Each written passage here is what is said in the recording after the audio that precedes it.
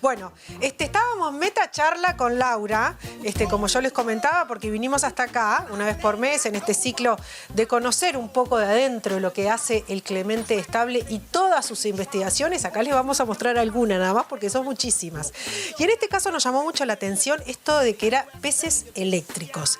Laura nos ha dado una clase increíble ya de peces eléctricos, pero mejor que ella lo explique porque está buenísima la investigación. Así que para comprender mejor todo lo que tiene que ver con los peces eléctricos, vamos a comenzar por el principio. Es un pez que se estudia desde los años 80 en nuestro país y que es autóctono de nuestro país en este caso. Laura, ¿cómo estás? Muchísimas gracias. Muchas gracias por venir. Sí, mira, estos peces son peces que se llaman de descarga débil, porque la electricidad que producen es muy poquita, no la sentís. Y entonces lo que hacen es generan una descarga eléctrica y después la reciben. Y entonces les queda como un globo eléctrico alrededor. Y ellos se dan cuenta si hay algo que se atraviesa o entra en ese globito eléctrico. Entonces, una de las funciones que cumple esta electricidad es como para navegar o ver el mundo. Ellos tienen como si fuera una mirada eléctrica del mundo, es un sentido, como el oír o el ver. Entonces, esa es una de las funciones que tiene la descarga eléctrica. Y la otra función que a nosotros nos interesa mucho es que también la usan para comunicarse entre ellos. Y nosotros, como nos interesa mucho la conducta social, el comportamiento social, eso es un aspecto que le prestamos mucha atención. Claro, esto inició en el 80. Sí, en los años 80, Omar Macadar y Omar Trujillo Cenós y fueron pioneros en el estudio de este animal autóctono. Tenían varias preguntas que tenían que ver con cómo produce electricidad, para qué produce electricidad, y a partir de ahí se generó como una escuela que usaba los peces eléctricos como modelo. Es como decimos como modelo, es como una especie animal en la que es muy conveniente estudiar ciertos temas. Ahí está, claro. En aquel momento se empezó a estudiar por qué producen electricidad, cómo, para qué, ¿no? Exactamente. Entonces eso eran, en los años 80, incluso más, los 90, era entender cómo el cerebro daba las órdenes a los órganos, que son los órganos eléctricos, para que se produjera, cuáles eran las estrategias, qué tenía en común con otros animales. Entonces eso fue como un gran tema en esa época. Y después nosotros como que construimos arriba de todo lo que se sabía de los peces eléctricos y nos hacemos otro tipo de preguntas y nuestros intereses ahora corren por otros lados. Por otro lado, pero todo que tiene que ver con los peces eléctricos, ¿que dónde se encuentran? Esta especie que es Gymnotus omarorum, justamente en honor a estos pioneros, Omar Macadar y Omar Trujillo Cenós, se encuentra en prácticamente todo el Uruguay. Vive en aguas quietas, debajo barrosas, debajo del camalotal, y nosotros en particular trabajamos en un lugar en Maldonado, cerca de la laguna del Sauce, ¿sí? Pero en realidad están en muchísimos cuerpos de agua del país. ¿En todo el país? En todo el país. Pero sí. Si yo me cruzo con uno en esas aguas, no me pasa nada. No, no te das ni cuenta. En realidad, para encontrarlo, nosotros hacemos un gran esfuerzo. Tenemos que tener un detector, lo pescamos como un detector de electricidad, entonces vamos escuchando, eso se transforma en un sonido que después te muestra el sonido, sí, cómo se escucha. Entonces identificamos uno como debajo del camalotal, porque lo escuchamos, lo levantamos con el calderín, entonces es un pez que se colecta de a uno, digamos. Ahí está. Sí. Y hoy el motivo de estudio de este pez es la agresividad. Sí. A ver, ¿por qué? Bueno, a nosotros nos interesa mucho entender cómo el cerebro controla la agresividad. Entonces, este es un animal súper ventajoso porque es un gran campeón de la agresividad. Es un animal que se pelea macho con macho, macho con hembra, hembra con hembra. Cuando es reproductivo, que es cuando uno como que tiene la intuición, bueno, los animales se pelean más cuando están en el periodo reproductivo, por la pareja, por el espacio, para anidar, pero también se pelea fuera del periodo reproductivo. Es decir, se pelea todo el tiempo. Todo el año. Y nosotros que tenemos preguntas, que queremos entender cómo se controla esa agresión, es un regalo de la naturaleza, claro, estudiar este modelo, porque nos da la oportunidad de hacernos varias preguntas y entender cómo es y qué partes del cerebro y cuáles son las moléculas que tienen que ver con esta agresividad. ¿Y eso se puede traducir en humanos? Es decir, se estudia como para decir, bueno, mira, el humano capaz que también tiene de este lado, es agresivo por...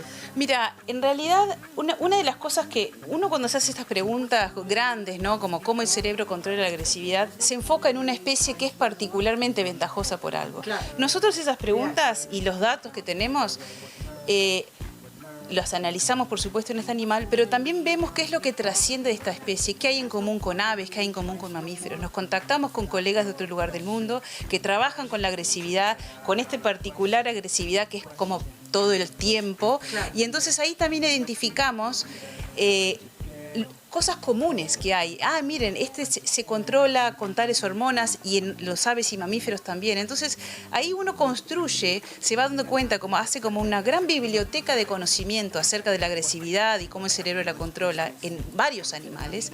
Entiende lo que es bien particular de una especie y qué parece ser común a varias. Y eso son investigaciones importantes para quienes trabajan en un humano y que quieran encontrar, tal vez no necesariamente con la agresividad, pero sí con otras conductas. Y entonces miran, bueno, ¿qué es lo que se sabe en los otros animales? ¿Qué parece ser común a especies súper diferentes, como pueden ser los peces y las aves? Claro. Esas ideas de qué es lo que es común y cuáles son estrategias, digamos, generales, orientan muchas veces las investigaciones en humanos o en otras especies. Ahí está, sí. Claro. Claro, claro, porque en definitiva somos animales. Obvio, sí, claro.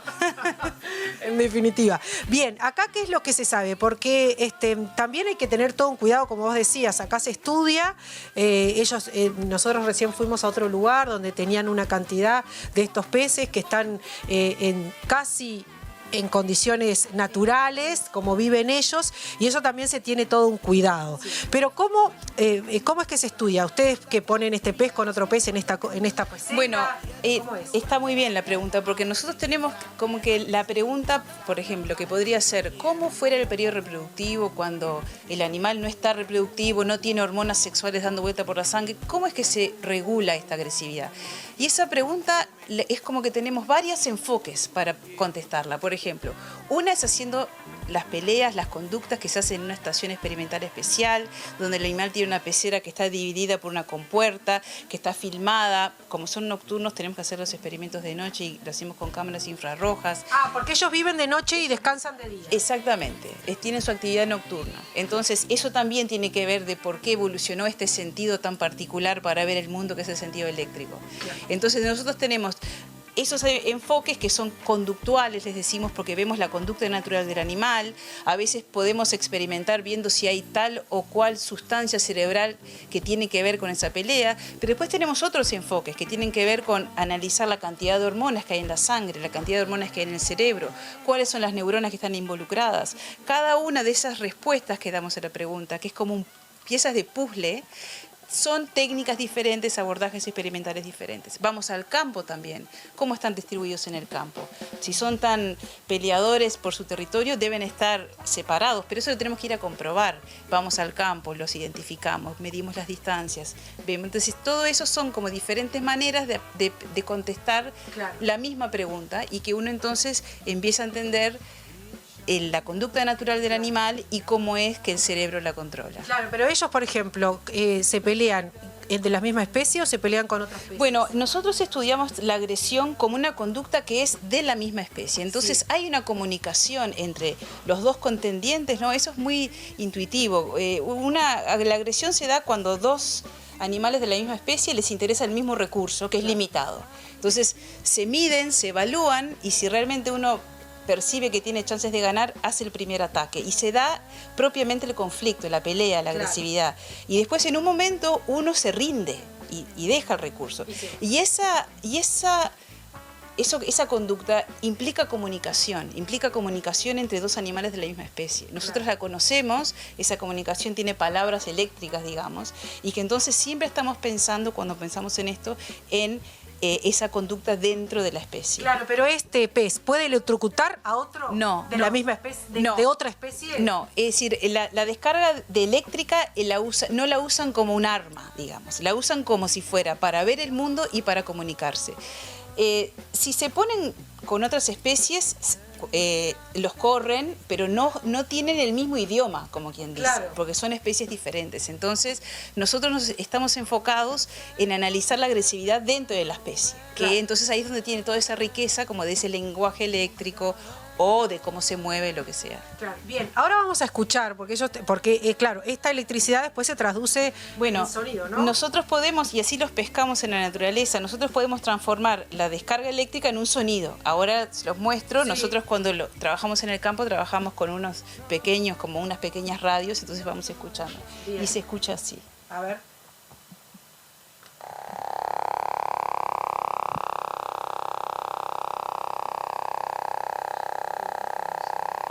Eso es lo que él ahora está imitando. Mira, acá también se ve en la computadora.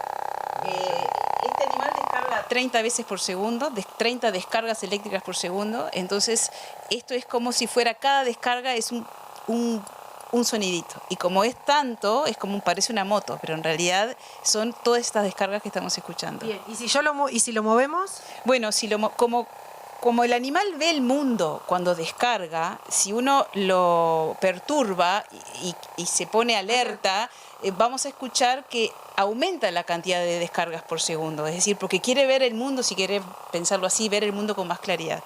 Entonces, si lo molestamos un poquito, seguramente escuchemos como una aceleración de una moto. A ver, vamos a ver si nos sale.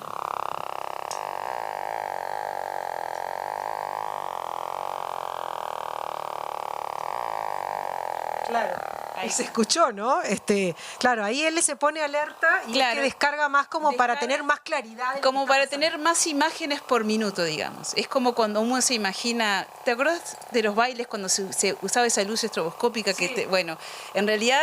Cuanto más imágenes vos tenés, con más claridad ves, ¿no? ¿Ves? Claro. Entonces esto es un poco lo que haces, como en vez de flashes, es como esas descargas. Bien. ¿Y hay en otros lugares del mundo donde ustedes estén conectados en investigaciones, que estén investigando lo mismo? Sí, bueno, hay una comunidad de peces, de quienes estudian peces eléctricos, que mayormente nuestros colegas son de Europa, Estados Unidos y Canadá. Hace 2 meses tuvimos una reunión internacional en Portugal y estuvimos todos juntos comunicándonos en particular lo que entendemos y sabemos de cada uno de la especie de pez eléctrico que trabaja.